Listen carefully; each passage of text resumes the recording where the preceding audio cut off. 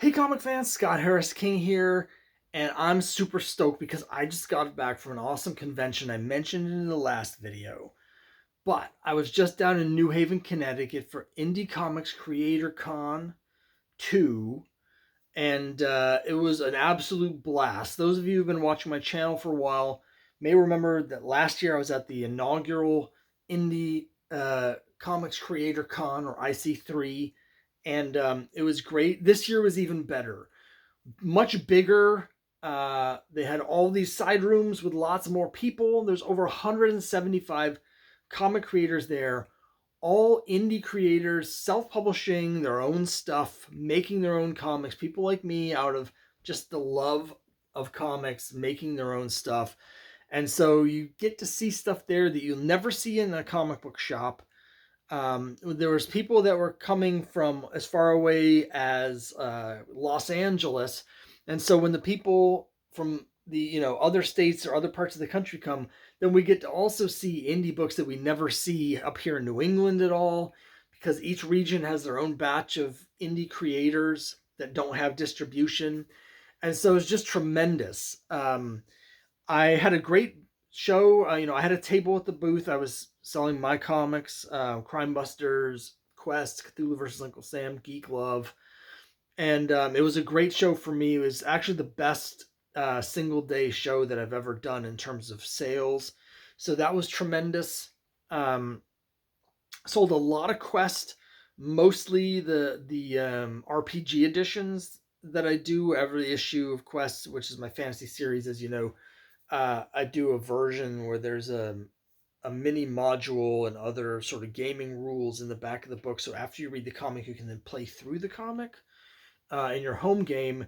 And those always do the best for me at shows, but in particular, this show is a lot of those. I sold some other quests.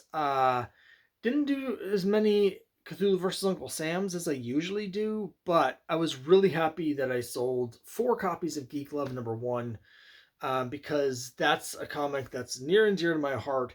It also didn't do very well on Kickstarter, so I've been hoping to sell some of the copies I have left at these shows and find an audience in person that I was not able to find through Kickstarter. So it was just really gratifying for me to sell 4 copies of that. Um, so yeah, it was a great show for me on that front. And I basically took almost all of the money that I made at the table and then immediately spent it on other people's comics. So I actually have 22 indie comics to show you here that I bought at Indie Comics Creator Con. Now, a couple things real quick before I jump into them. You might notice I still have crazy eyes, as I did in the last video. I'm recording these videos right after I got back from a trip to the eye doctor, and so they dilated my pupils. So one of the reasons I'm doing the video now is because I can't really read very well. So there's not a whole lot I can do at the moment where I don't need these eyes. So this is something that's easy because I'm just holding stuff up. Having said that, I am occasionally going to be looking down here to try and read something, because I want to give a shout out to all the creators who made these books and all the people I met at the show. And there's so many of them, most of them I haven't met. A few of them I've met at other shows or we crossed over on my Kickstarter, but a lot of new people. So I just don't know everybody's names. So I've made a list to make sure that I get the word out about everybody that I'm about to show you their comics.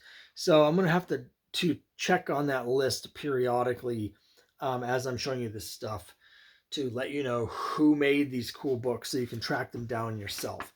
So the first one we're going to talk about, it's a little freebie pamphlet. It's called Orange Flavor, or the Next Orange Flavor, and the creator is named Micah Rock and Roll. And this was a little freebie that they were giving out at their booth, and it's, as it says, it's a little humor strip, an alt comedy comics anthology. This is the little free preview. They did have full issues of this at the booth, but by the time I got to their booth, I had spent all of my money. So I was really grateful that they had this available, so I could at least get a little flavor of orange flavor. Thanks, Micah Rock and Roll. And again, you You can get the full comic version of this probably online or at shows. So I'm going to keep an eye out for that maybe next time. One book that I did get full size in its entirety. It's Skin of My Teeth #3. Now this is by Jeff Lorenz, and a few things I want to say here. Jeff's from Maine, so we've actually done a number of conventions together. We've tabled together before, so it was really exciting to see him. He happened to be in the booth directly across from me, so it was nice to have someone that I already knew there. So like if I needed to go get a snack or use the bathroom, he would watch my table and vice versa. Um, you may recognize the layout of this cover. I spied it across the way. He was debuting this issue at the convention, so this is brand new at the convention, issue 3.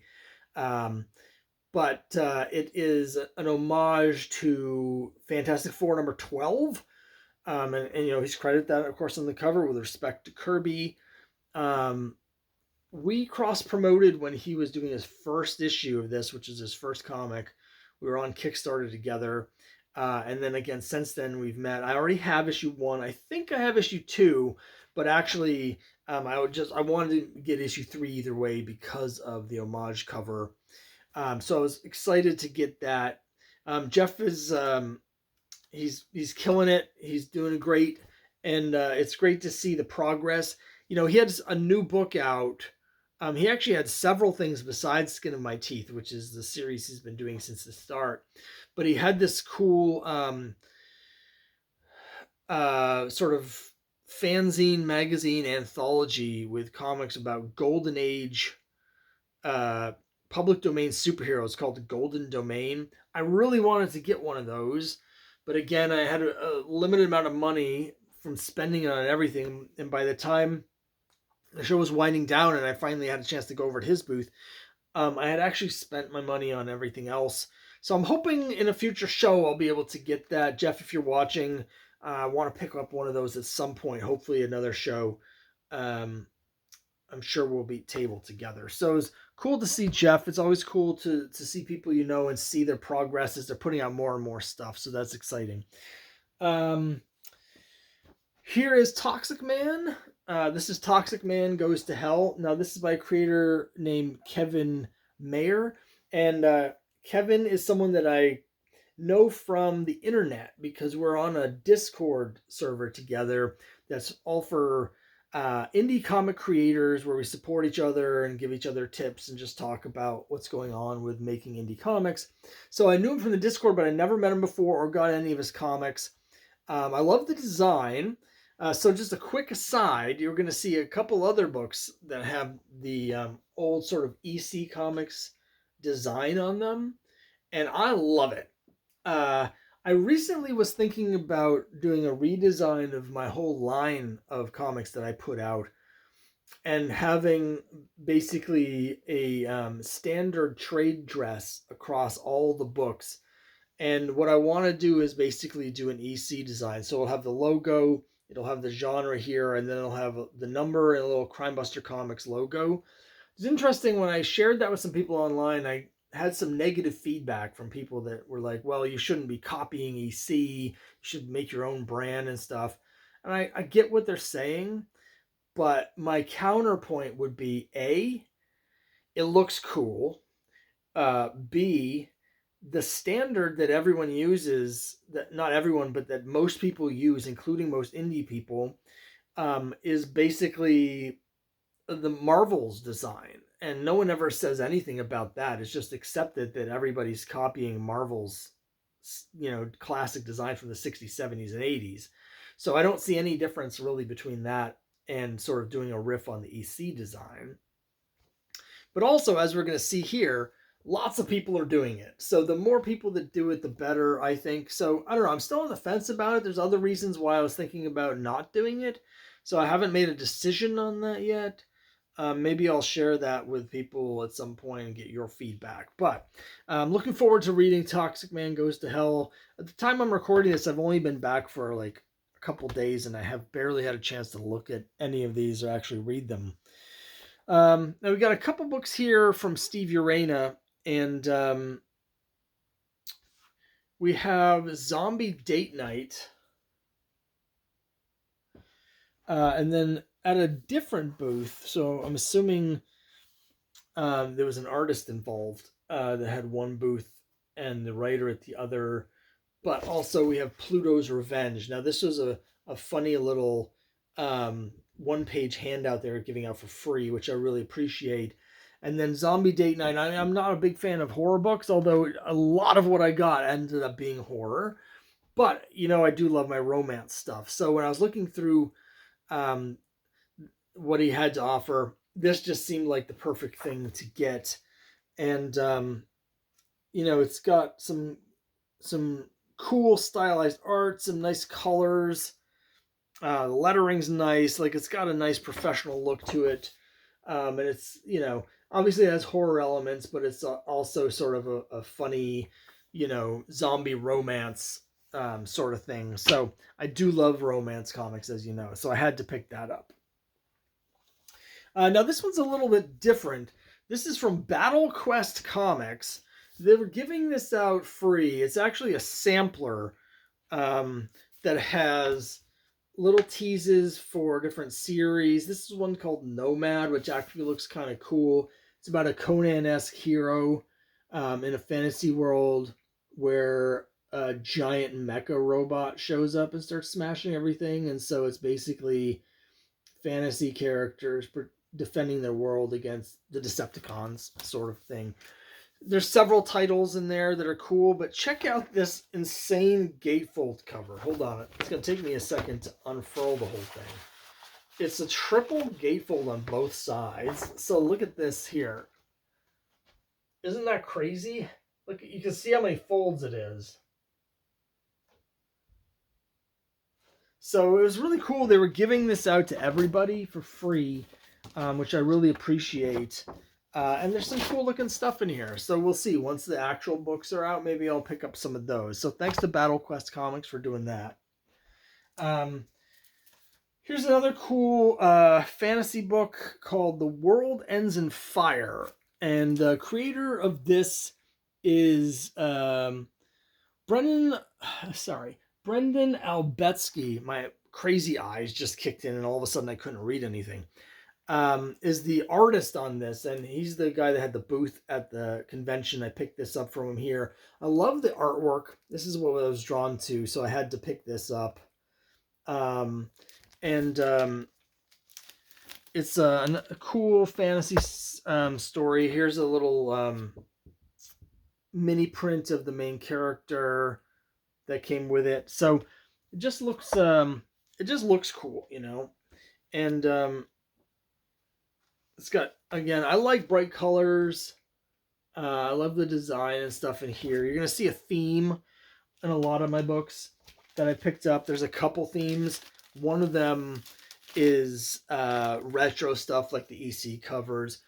Another theme is public domain characters that are being used. And then fantasy stuff, but also bright colors. So I'm always drawn to that. So this looks really cool. I'm really looking forward to digging into that. Now, speaking of one of those other tropes, this is from Alan Liska at Green Archer Comics. It's the Press Guardian #2. For those who aren't familiar with the Press Guardian, I did show off issue 1 on a previous haul video because I backed the Kickstarter. But I haven't seen issue 2 yet. I must somehow miss the issue 2 Kickstarter. And the Press Guardian was a Golden Age superhero whose shtick was defending the freedom of the press. And this was back in 1941. And so what Alan's done is he's, updated the character. So this woman here is the original Press Guardian's granddaughter. And the book is about her defending the freedom of the press, which is from threats external and internal, and threats like fake news and all of this stuff. So it's super topical. I think it's a great use of a public domain character or property. It's a great updating, recognizing what's cool about a Golden Age character, but also what's relevant to modern audiences and sort of honing in on that. So I'm really excited to check in on this and see what Alan's done here with the second issue, because I think it's top notch. Okay, also top notch. Now this book here um, is is by Robert Radow. That's the writer, I think. And then I'm pretty sure that's who I met at the show. It's called The Devil in Disguise, and it's got some cool black and white artwork. And it's basically about like a pop star who's trying to fighting drug lords. But the reason I got it is this here. Okay, first of all, you can tell immediately from the design that it's an Archie homage, and then it's got the classic three on a soda with the characters from Devil in Disguise, but it's also drawn by Archie artist Fernando Ruiz. So this was a variant cover that was more expensive than the regular editions, and normally at shows I don't splurge on the more expensive stuff because I have a very limited budget and I'm trying to spread it around to as many different creators as possible. But you know, I'm a huge Archie fan. Obviously, the three on the soda trope is I have several different three on a soda covers in my collection. So I mean, I had to get this. So I'm looking forward to reading it, but this is one that's definitely going to be on display in my collection. So great job. I've been thinking about reaching out to a couple of my favorite Archie artists. Rex W. Lindsay, I would love to have him do a Crime Busters cover. I just haven't done it. So this, when I see things like this where people are doing what I want to do, then it really makes me want to do it even more because it shows me that it can be done. So really excited to get this cover. So cool, and it's inspiring me to get off my duff and reach out to some of these Archie artists and see if they can do covers for my books, because that would be really cool. Okay, speaking of really cool, this cover is so great, and again the colors. It's called Renegade XL 900, and it's a steampunk, and just the blinding, it's just great. I love the cover.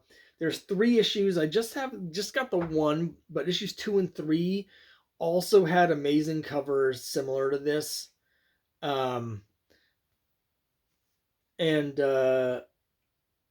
yeah, it's just got like some really cool, funky, sort of punky artwork in it. But the cover is, I mean, the cover grabbed me. It was just so good. Um, I should probably tell you who it's by, right? So this is Alex Gemma. I don't know how to pronounce that last name. Gem is the writer. Steph Dumais is the artist. And I'm a sucker for steampunk stuff. I'm not steampunk. Sorry. I think I said that before. Cyberpunk is what I meant to say. I'm a sucker for cyberpunk stuff, right? I'm a child of the 80s, so cyberpunk is right in my wheelhouse. So just such a cool cover. Such a cool cover. Okay, next up, this is by a guy named Omari Malik or Malik. I'm not sure which. It's Blacktooth Publishing. He had a series of one-shot sort of first issues with his different characters. They're all black characters. And this is Ad Astra. This is the one I decided to get. They all look really cool. I really like the art style. Um, I like my sort of cartoony art and colors. The art is really well done. So you can see a little bit of a Disney influence in some of these faces for sure, which is great. I'm a Disney guy. So looking forward to reading this. Again, he had some cool books. He had some CGC 9.8 copies of his books on display. I think that was mainly to draw people in as opposed to selling them. But really cool. Seemed like a cool guy. So happy to get that. Here's another public domain character. This is from Lenovations Press. Now, the Len in Lenovations is Len Mialovich.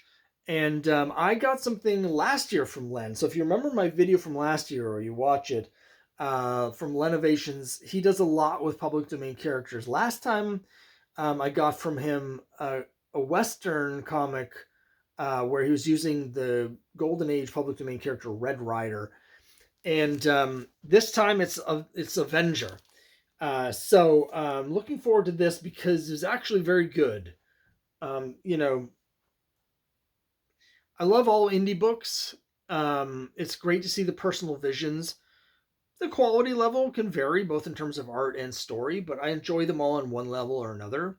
But in particular, like the issue I got from Len last year, I thought was really well done. So looking forward to that. And then here's a cool back cover with Avenger on it. So I'm excited to dig into that. So that'll be fun. One of the people that was near me is a group of creators called Junction City Comics. Um, Creators of this particular one are Tom Pescatori and Chiara Iacobelli. It's Union #3, which is a superhero book. I love seeing all the different genres at the conventions and stuff like that. Superhero stuff I don't tend to get, although as you've seen, I've got 3 or 4 superhero books here, maybe 5 already. So I enjoy them. It's not my favorite genre for indie books, but it is cool to get this. And it's just I like the art. I like the cover. I mean, it's black and white. It's got sort of a manga feel to it, to the art almost, which I'm fine with. So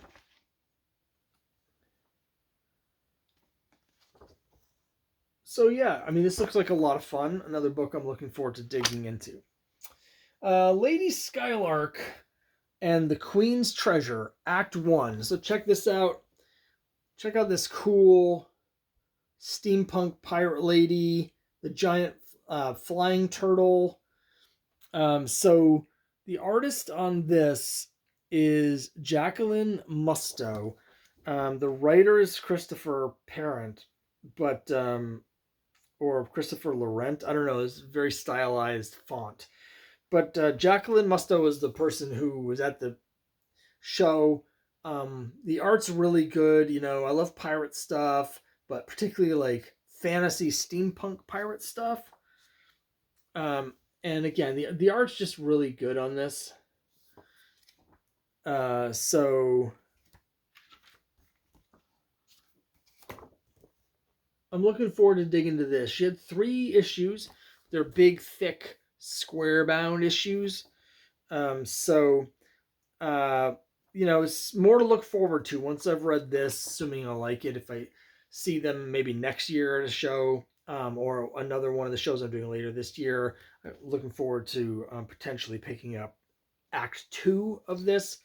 But a really well made, well put together package, and really good art that, I really dig the artwork. So looking forward to that.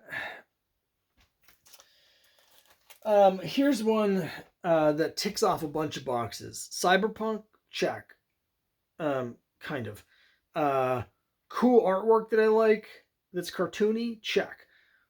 Awesome colors, check. So this is by a creator by the name of Scott Rule, and it's called Future Lux. Now, some of the issues are sideways issues, and some of them are regular orientation. This is one where the cover is a sideways cover, but the book is actually the regular orientation. So that's an interesting thought that I might consider for future issues of some of my comics. I've got a couple comics in my collection that have sort of a landscape orientation. Darwin Cook, when they were doing the Darwin Cook month at DC, he did a Wonder Woman issue that has a similar sort of layout in terms of, it's got the logo at the bottom, and it's got the sort of horizontal design. But I love the colors, and I love the sort of cartoony artwork.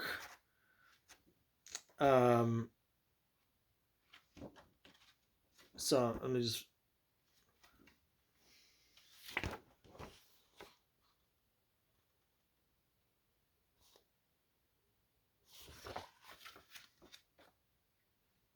Oh, page has a bunch of swearing on it. But yeah, the art's great. It's right up my alley. It's exactly the sort of art that I like. Yeah, this is issue 3. But I really, really like the cover of this one. So I just jumped in on issue 3. Hopefully I'll see Scott at some more shows and pick up the other 2 issues, but it's just really cool. One thing that I got a couple of, as we're going to see in a row here, is weird westerns, horror westerns. This one's called Arcana Vaquero. As you can see, it's a western, but with cryptids. And this is, unless I'm mistaken, it's a husband and wife team. Lish Crossland Hill is the writer, and then Eamon Hill is the artist. And Eamon was had the table at the show, and it's got good art in it. You know, again, I'm not a big horror fan, but I like westerns, and I am a big fan of weird westerns. You know, I'm a huge fan of Jonah Hex. So even though I'm not a horror fan for straight horror, if it's mixed with another genre that I like, you know, then I can deal with it. So I am looking forward to looking into this more. And I do like cryptids. I mean, I'm not like one of those cryptid people, but you know, those crazy cryptid people. Despite my crazy eyes, I'm not a cryptid person. I actually bear a striking resemblance right now to those, but it's cool. And then I literally got a Weird Western because check this out. It's Weird Western Adventures. Sorry, DC, no trademark infringement because it's Weird Western Adventures number 8. And as you can see, here's the EC design, huh? And it looks nice, doesn't it? It does. And then once again, we've got sort of a spooky supernatural horror western here. In this issue, Anti, starring Biala. And it happened at Corwith Yards, starting Vodicia. This is a book that's interesting. I mentioned at the beginning about how cool it is that there were people coming from sort of the West Coast. So people coming out from the West Coast, books that you just don't see out here. You know, I go to a lot of shows in New England, and so there's a lot of creators where we're tabling together. I see sort of, you know, a lot of creators. I'm familiar with the sort of stuff happening in New England in terms of indie comics. But this was published in Las Vegas. There's an ad on the back. And so for people that are coming from out west, you know, it may be every show in Las Vegas and Los Angeles and San Diego, every indie show, they're there, and everyone out there, you know, knows all about Weird Western Adventures. This is issue 8, right? So obviously, and it's from 2022. So who knows how many issues are out by now. But I've never seen them before. I've never heard of them. I'm not familiar with the creators. This is by a guy named Greg Boucher. So that's one thing that's really cool about people coming from other regions is there's these whole indie comics ecosystems from different regions that are just completely unfamiliar books and creators. So it's really cool. It's really cool to see. All right, so here's a really cool book. Daniel Calban is a guy that I know from the internet. Again, he's part of the same Discord group that I mentioned earlier. He does a lot of stuff on Kickstarter. And this is a really cool idea. Again, more public domain stuff. It's Sherlock Holmes, The Phantom Masquerade, and it's a story about Sherlock Holmes facing off against the Phantom of the Opera. Great cover, great high concept. And again, public domain characters, which you know I love. So this ticked off all the boxes. So I was glad to get this and also support Daniel. So yeah, just a book that I haven't had a chance to read yet because again, I just got home recently, but certainly looks really cool. I do like mysteries as well, as you know. So that should be pretty cool. So here's a book called Catherine Kreider. Now, it says From the Pages of Forever Winter, and this is by, let me see. I didn't realize I had that so close you couldn't actually see what was happening. So Catherine Kreider, From the Pages of Forever Winter. It's by a guy named Joel Lolar. And Forever Winter is an ongoing series that he's doing. He had issue 6 out, but this is basically one of the main characters or the main character of that series. But it's a one-shot prequel. So I thought, rather than jump in on issue 6, let's jump in with the prequel, meet the main characters, and then go from there. Again, another creator who I haven't seen before. And so I'm not familiar with his work or the stories, and so that makes it even more exciting to sort of dig in and see what there is to see. This is a comic called Dope. It's something to do with using drugs or something. I don't know. There's a lot of action, a lot of cool black and white stuff in it.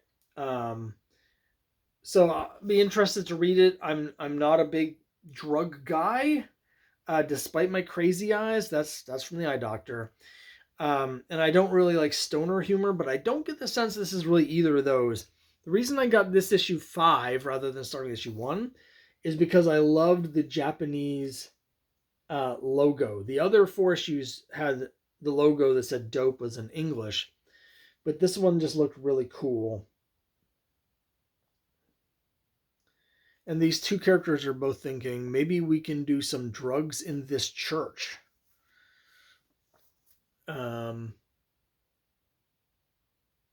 Yeah, I mean, the art looks cool. And again, the logo's really cool. This is by a creator named Sean Ellis. So, yeah,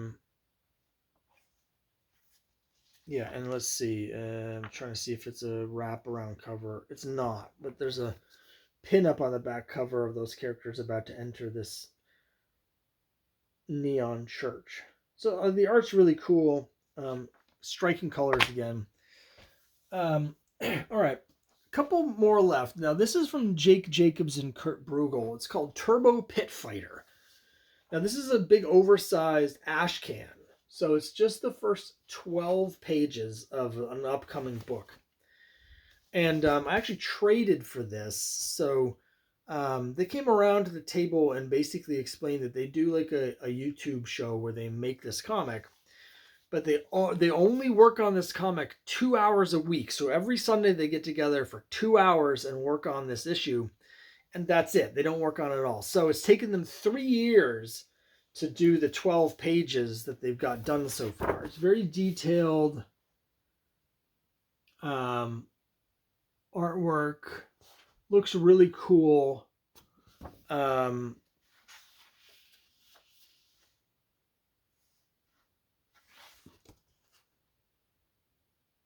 Almost, I'm probably crazy here, but I almost see a little Spain Rodriguez in the art. So I traded them a couple of my books for this. And I think the idea is that at some point when they're working on this, they're also going to be talking about the comics that they traded for. So if I can figure out where the YouTube channel is, I'll try and have a link down below in case you want to watch the episode where they talk about my comics. But I'm also looking forward to digging into this, and I hope that at some point in the next several years that they'll have this done and publish the finished version, because it does look really cool. And I love the dedication and the passion that it takes to stick with it for that long, right? Okay. And finally, last one. I know a lot of you are going to really dig this. It's the Brutal Blade of Crom #1.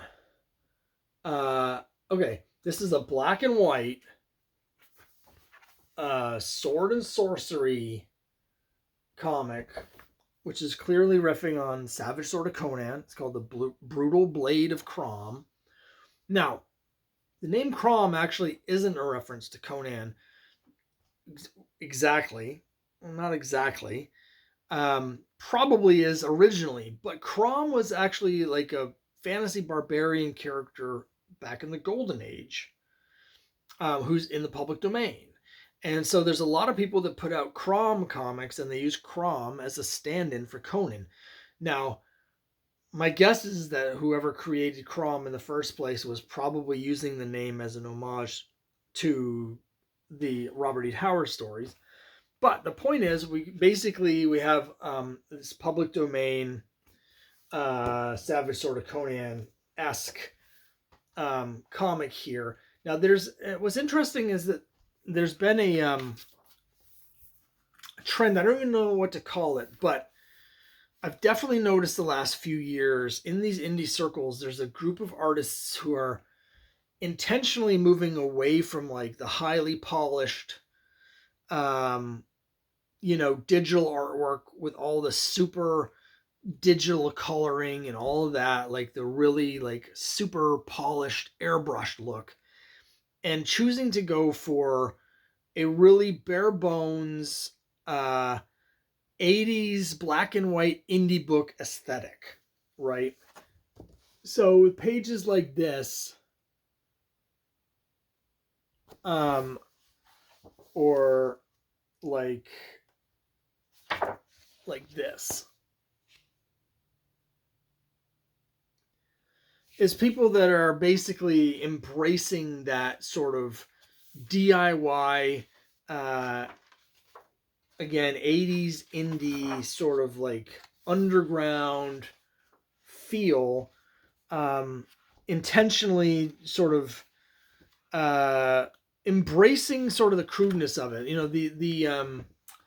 The analogy I used when I was talking to my wife about this is it's like, it's 1986 and you're in high school and you're listening to Iron Maiden on your Walkman, and then you have to go into math class, and rather than listening, you spend your whole time doodling in your Trapper Keeper drawings of Crom, right? Like you're doodling Conan drawings in your notebook in the 80s rather than, whatever.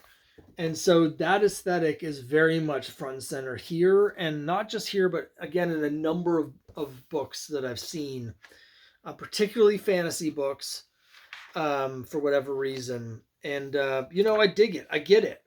Here's the back cover. So it's just got that sort of really gritty feel. So if you're a fan of those books in the 80s, those black and white indie books, those fantasy books, I think you'll really dig the brutal blade of Crom. Now, I got this from Jamie Barrows, who did the cover, which is actually a painting. If you look real close, you can see the canvas here. And then he also did the back cover, and he did the lead story, but there's a bunch of other people in here. Matt Chi did this story here, and I've shown you some of Matt Chi's stuff because he does another fantasy series called Soraya, which I've shown some issues of. And there's a few other creators. There's a couple other people, including another person at the convention, that do other Crom books. So there were like multiple creators with Crom. Now I didn't get anything from the other guy, but hopefully next time. I saw he came over to my table to say hello, and he had a T-shirt that said Crom on it. So, yeah. So I was really excited to get this. I'm a big Conan fan, a big Savage Sword of Conan fan. So it's right in my wheelhouse. So I was excited to get that. So that's it for this time. Unbelievably, though, there's a lot more to come because this is just the stuff that I bought. My wife also bought a big stack of stuff. So take a deep breath. And then next time around, I'm going to have another video showing another batch of awesome indie self-published creator books that my wife bought at Indie Comics Creator Con 2025. So let me know what you think down below. Hopefully I didn't get anyone's name wrong, or I was trying to shout out everybody who I got stuff from. But if I forgot anyone, I'm sorry. Thanks so much for watching. I'll see you next time.